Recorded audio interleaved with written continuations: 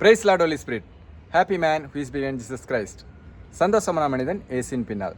இன்று ஆண்டவருடைய வார்த்தை மத்தேயு 22:37-39.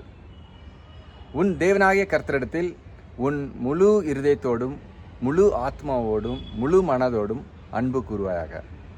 39ஆம் வசனத்தில் உன்னிடத்தில் நீ அன்பு கூறுவது போல பிறனிடத்திலும் அன்பு கூறுவாயாக.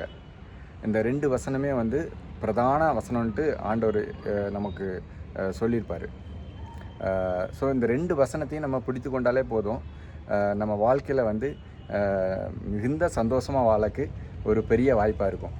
ஏன்னா நம்ம ஆண்டவரை முதல்ல இடம் கொடுத்து அவரை நேசிக்கும்போது நம்மளுக்கு ஆண்டவர் மிகுந்த ஆசீர்வாதத்தினால் நிரப்பி நம்மளையும் மிகுந்த சந்தோஷத்தினால் நிரப்புவார்.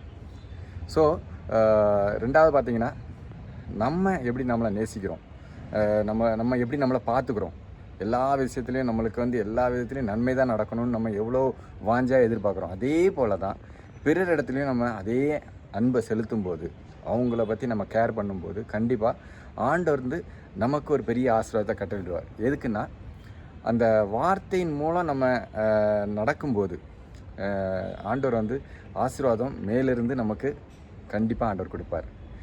இன்றைய தினம் எனக்கு இந்த வார்த்தையை சொல்லணும்னு ரொம்ப ஆர்வமாக இருந்தேன். ஸோ இன்றைக்கி ஹாப்பி வேலண்டைன்ஸ் டே. இந்த வேர்ல்டு ஃபுல்லாகவே இந்த நாள் அப்படி கொண்டாடுறாங்க. ஸோ இந்த நாளில் நம்ம முதல்ல ஆண்டவரை நேசிக்கணும். ஸோ அப்படி ஆண்டவரை முதல்ல தேடி அவரை நேசிக்கும்போது ஆண்டவர் நமக்கு மிகுந்த ஆசீர்வாதத்தையும் சந்தோஷத்தையும் சமாதானத்தையும் நீடித்த வாழ்வையும் நல்ல ஆரோக்கியத்தையும் கொடுப்பார். Praise Lord Holi Spirit. ஆமென்.